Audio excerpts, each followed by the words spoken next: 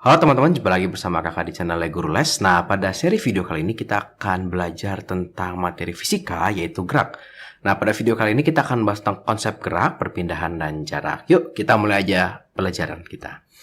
Nah, jadi apa sih gerak itu? Gerak itu adalah perpindahan suatu benda dari suatu kedudukan atau posisi ke kedudukan lain. Nah, karena definisi ini nih ya, karena ada dari suatu kedudukan ke kedudukan yang lain, maka gerak itu harus memiliki acuan. Contohnya penumpang dalam kereta. Contohnya gimana? Yuk kita lihat contohnya ya.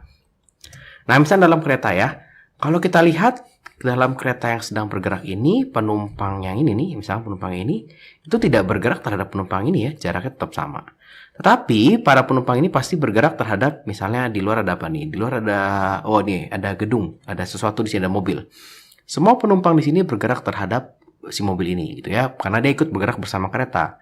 Tapi meja ini, dan meja ini nggak bergerak nih. Nah ya, jadi gerak itu harus ada acuannya. Terhadap siapa sih kita melihat si gerak itu gitu ya.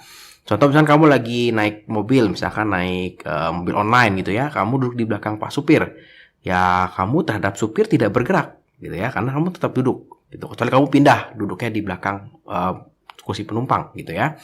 Tapi terhadap jalan, terhadap pohon kamu bergerak. Oke. Nah, kemudian juga ada yang namanya gerak semu. Gerak semu itu adalah gerak tidak sebenarnya yang ditimbulkan benda yang sedang bergerak. Contoh kalau kita sedang berkendara, seolah-olah pohon itu bergerak ke arah mobil gitu ya. Padahal mobil yang bergerak. Atau garis putus-putus di jalan. Nah, seolah kalau kita sedang naik kendaraan bergerak ke arah kita gitu ya. Padahal tidak, kita yang bergerak melewati mereka.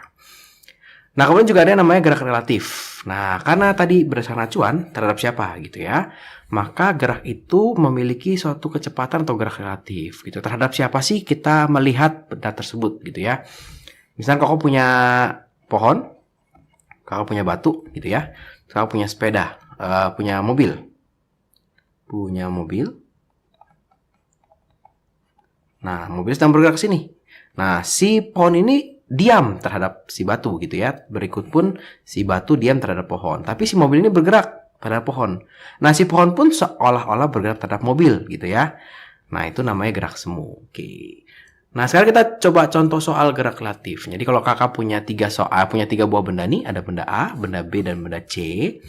Ya, maka hitunglah kecepatan relatif A dilihat oleh B gitu ya. Nah, jadi si A ini melihat si B tuh gimana gitu ya. Nah, ini si A melihat si B itu bergeraknya seberapa cepat gitu ya. Nah, kalau ketemu soal-soal yang seperti ini, maka kita